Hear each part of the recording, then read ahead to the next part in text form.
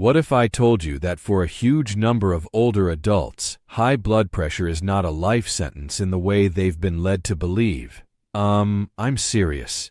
I'm not saying everyone can throw away medication. I'm not promising magic. But I am telling you that every single month, seniors across America bring their blood pressure down in real, measurable ways when they finally focus on what actually moves the numbers. And what breaks my heart is this. Most of them spend years doing the wrong things first, while the real drivers of hypertension keep getting stronger in the background. Before we begin, please subscribe to this channel and join our community because hard advice today can protect your tomorrow. I'm Dr. Michael Joel, and today I need to clear up one of the most dangerous misunderstandings in heart health. When people hear the phrase reverse hypertension, they imagine a miracle supplement, a secret tea, or one perfect food that fixes everything in a week. That is not how this works. Reversing hypertension, in the real medical world, means getting blood pressure down to a safer range, reducing strain on the heart, brain, and kidneys, and in some cases, under a doctor's supervision, needing less medication than before.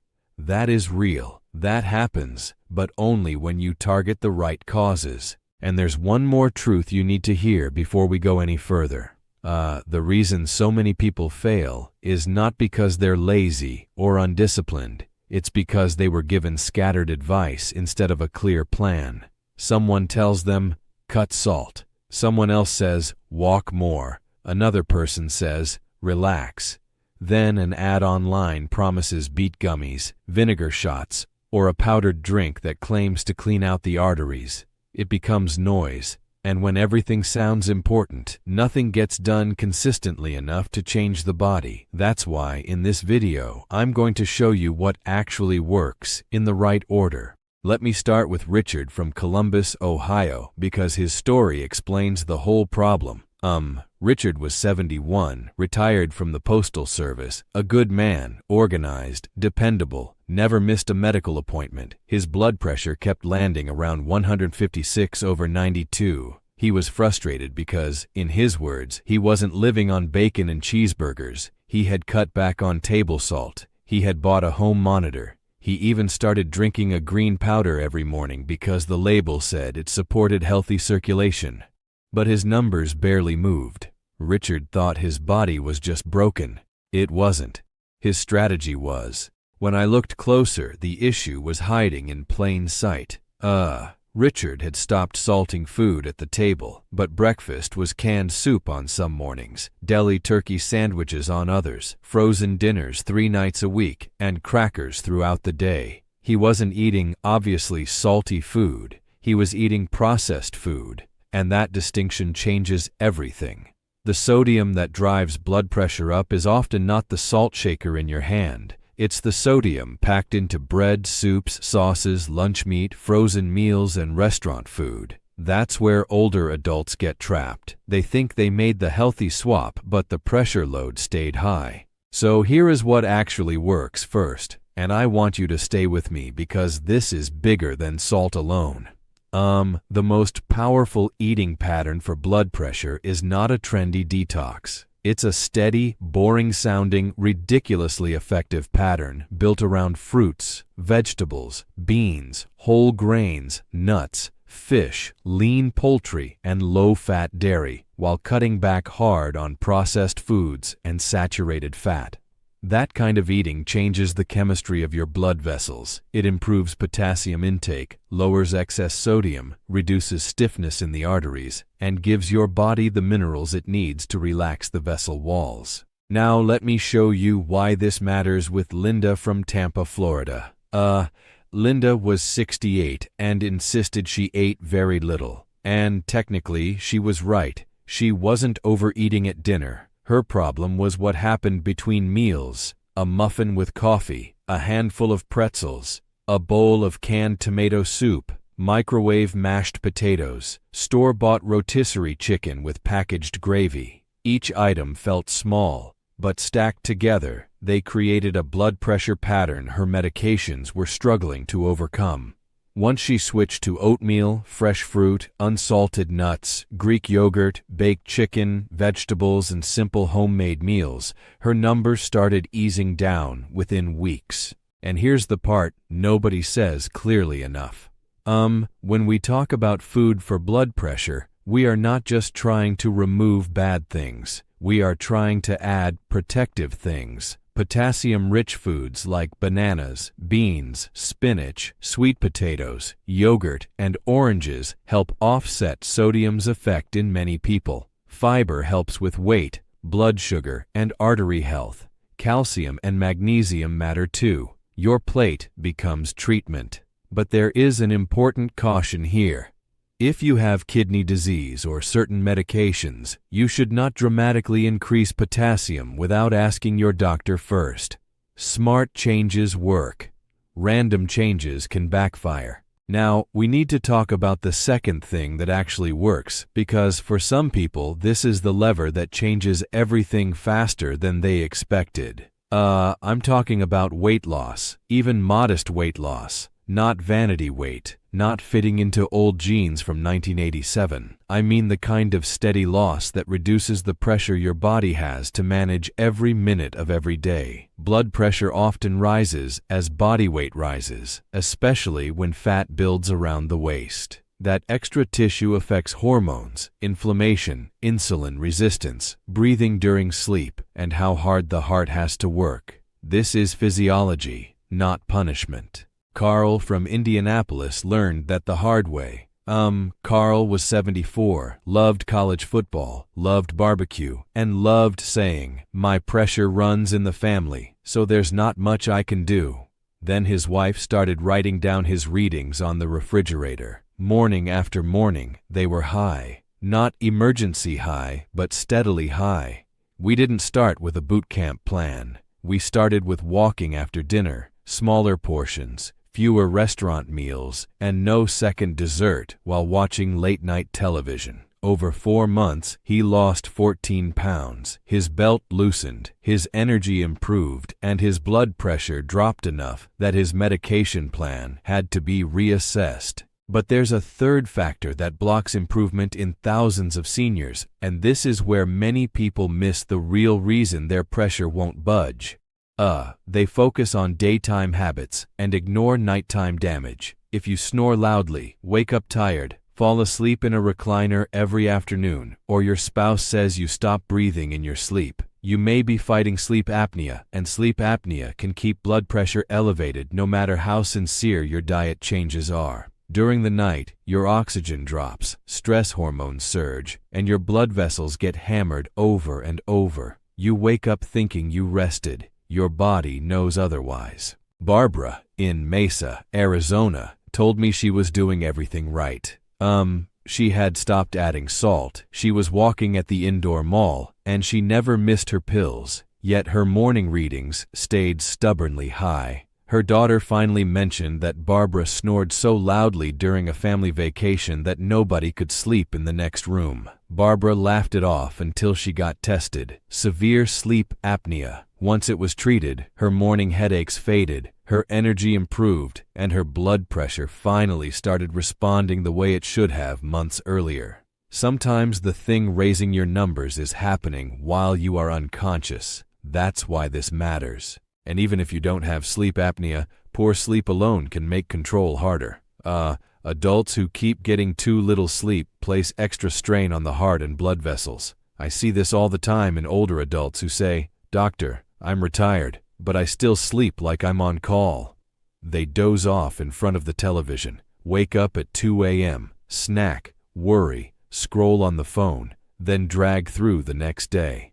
That sleep debt shows up in blood pressure, appetite, mood, and stress hormones. You cannot expect your body to run a stable pressure system when recovery itself is broken. Now let's talk about the fourth thing that actually works, and this is where many people get scared off for no reason.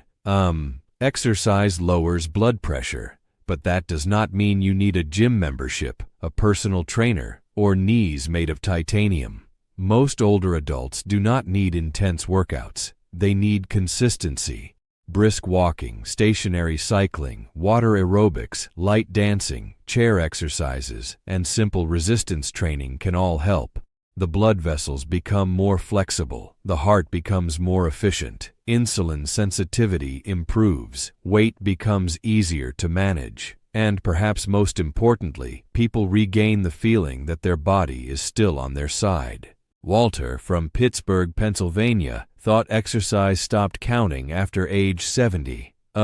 His words, not mine. He told me, "Doctor, I did my exercising in the steel business for 40 years. Now he spent most of the day seated, except for errands and church on Sunday. We agreed on 10-minute walks after breakfast and dinner. That was it. 10 minutes. After 2 weeks, he added a few light hand weights in the living room during commercials. 6 weeks later, he was moving better. 3 months later, his average readings were lower, and he noticed something else that surprised him. He felt calmer. Motion was helping his pressure and his nervous system. But I need to warn you about a common mistake right here. Some people try to make up for lost time and do too much too fast. They push hard for a week, get sore, dizzy, discouraged, then quit. Blood pressure improvement comes from repeatable activity, not heroic activity. A walk you actually take 5 days a week beats the perfect exercise plan you quit by next Tuesday. Start where your body is, not where your pride wants it to be. And if you get chest pain, severe shortness of breath, or concerning symptoms with exercise, that is not a motivation problem. That is a medical conversation. The fifth thing that actually works is reducing alcohol if alcohol is part of the picture. This one gets underestimated constantly because drinking in retirement can look harmless. A glass of wine with dinner, a bourbon during the game, something at the neighbor's cookout, maybe another when the grandkids finally leave and the house gets quiet again. I'm not moralizing here. I'm telling you that in many people, regular alcohol intake pushes blood pressure up more than they realize. It can also interfere with sleep, add calories, worsen dehydration, and make medications work less predictably. That little nightly habit sometimes turns out to be a major blood pressure driver. I saw this with Donna from Lexington, Kentucky. Donna insisted she barely drank, and in her mind, she didn't. She wasn't going to bars. She wasn't getting intoxicated. But when we walked through the week, honestly, it was a large pour of wine most nights, 2 on Fridays, cocktails at dinner with friends on Saturdays, and occasional Sunday brunch drinks. Her blood pressure log was strangely worse after weekends, and she never connected the dots. When she cut back substantially, her sleep improved first, then her morning blood pressure improved. People look for dramatic secrets. Sometimes it's simply the routine they stopped noticing. Now here comes a factor that frustrates a lot of smart people because it hides behind good intentions. Some medications and over-the-counter products can raise blood pressure or make it harder to control. I'm talking about common things: ibuprofen, naproxen, decongestants for colds, and in some cases other medicines or supplements that seem unrelated to the heart. This is especially important in older adults because knee pain, back pain, sinus pressure, and seasonal illness are so common. A person thinks their blood pressure suddenly got worse, when in reality something in the medicine cabinet quietly changed the game 2 weeks earlier. Harold from Des Moines, Iowa, taught me how sneaky this can be.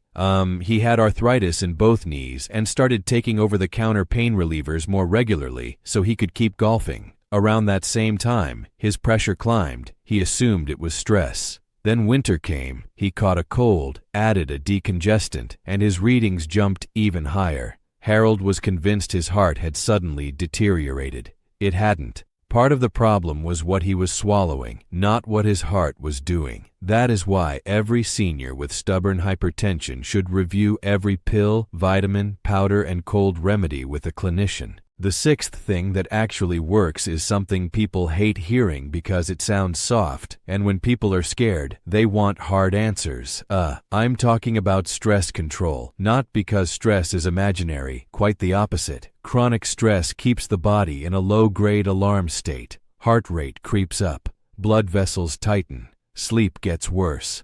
food choices get worse, alcohol increases, activity decreases.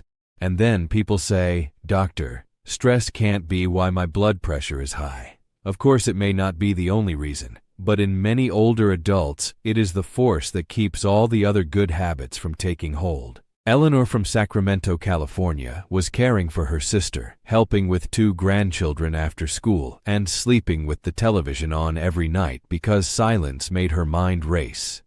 She was exhausted but kept saying she was fine. Her blood pressure log told a different story. The highest readings weren't random. They followed family conflict, poor sleep, and rushed days when she ate standing up in the kitchen. We didn't fix her life overnight. We built small relief valves, 5 quiet minutes before bed, no television news during meals, a slow morning routine, and brief breathing exercises before checking her pressure. Her numbers became steadier because her nervous system did. And this brings me to a truth most people never hear in a useful way. Blood pressure is not only a disease of the arteries, it is also a reflection of how your whole body is being managed every day. Your meals, your movement, your sleep, your medications, your stress load, your body weight, your breathing at night, your alcohol intake, even how often you sit for long stretches. That is why a single trick almost never reverses hypertension. The people who win do not find a miracle. They reduce the number of things pushing their pressure upward at the same time. Now, before I give you the exact step-by-step approach, I need to destroy 3 myths that keep seniors stuck. Myth number 1 is that if your blood pressure is genetic, lifestyle changes won't matter. Wrong. Genetics can load the gun, but daily habits often pull the trigger. Myth number 2 is that if you need medication, you failed. Also wrong. Medication can protect you while you work on the drivers. Myth number 3 is that healthy food alone is enough. Sometimes it is not. If untreated sleep apnea, obesity, inactivity, excess alcohol, or medication side effects are still present, food may help but not finish the job. Let me give you a picture of what successful reversal usually looks like in real life. It does not look dramatic. It looks like breakfast becoming oatmeal with berries instead of a salty frozen sandwich. It looks like a 15-minute walk after dinner instead of collapsing straight into the recliner. It looks like fewer drive-through meals, better sleep, less alcohol, and honest review of over-the-counter medications. It looks like 3 months of ordinary changes repeated with extraordinary consistency. Then one morning, the home monitor says 128/78 instead of 148/88. And for the first time in years, the person feels hope instead of dread. I saw that moment with James from Tulsa, Oklahoma. James had spent years bouncing between determination and defeat. He would get scared by a high reading, try a strict diet for 5 days, then give up and order takeout because he felt deprived. What changed him was not new information. It was a new sequence. We simplified everything. He built 2 breakfasts he liked, 3 dinners he could repeat, a walking route in his neighborhood, and a bedtime routine that cut late-night snacking. When his pressure finally started falling, he said something I'll never forget. "I thought I needed more willpower. Turns out I needed less chaos." So if you are sitting there wondering, "Doctor, where do I begin tomorrow morning?" Here is the answer.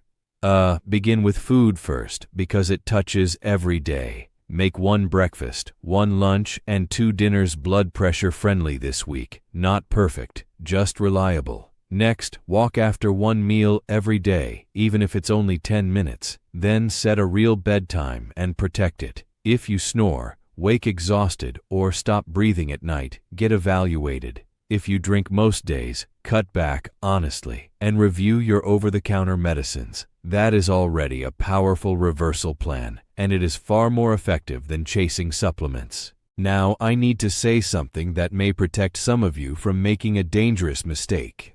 If your blood pressure improves, do not stop medication on your own because you feel encouraged. That is how people end up in trouble. Improved numbers are wonderful, but medication changes should be made with your doctor, using actual readings over time.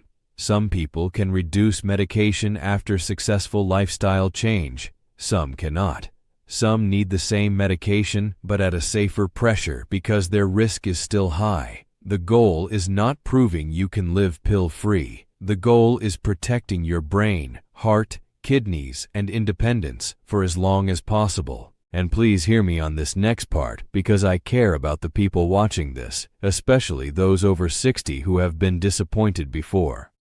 Reversing hypertension is not about becoming a different person overnight. It is about making your body's job easier to move blood, easier to relax blood vessels, easier to recover at night, easier to stay out of chronic alarm mode, easier to maintain a healthy weight. When you understand it that way, the process stops feeling like punishment and starts feeling like support. You are not fighting your body. You are finally working with it after years of asking it to compensate. There's one more story I want to leave you with. Patricia from Charlotte, North Carolina, was 76 and terrified of strokes because her mother had one. Every high reading felt like a countdown. She was checking her pressure constantly and living in fear. What changed Patricia wasn't just lower numbers, it was understanding what those numbers responded to. Once she saw her readings improve after better sleep, less restaurant food, daily walks, and cutting back on evening wine, the fear loosened its grip. She stopped feeling cursed. She started feeling capable. That emotional shift matters more than people realize because confidence is what keeps habits going long enough to work. So here is the bottom line. What actually works to reverse hypertension is not one food, one supplement, one breathing trick, or one motivational speech. It is a targeted combination, a blood pressure-friendly eating pattern, less processed sodium, healthy weight loss when needed, regular movement, better sleep, evaluation for sleep apnea if symptoms are there, less alcohol, review of medications that may raise pressure, and real stress control. That is the formula. It is not flashy, it is not trendy, but it is medically sound, realistic, and powerful enough to change the future of your heart if you begin now and stay consistent. And if you've stayed with me to this point, I want you to do one thing today, not next Monday, not after the holidays, not when life calms down. Pick the one driver you know is hitting you hardest and address it first. If it's salty processed food, clean out the pantry. If it's inactivity, take the first walk. If it's sleep, protect tonight. If it's alcohol, cut the pour in half. If it's stress, reclaim 10 quiet minutes. Momentum begins with one honest step. Subscribe to the channel, share this with someone who needs hope, and I'll see you in the next video.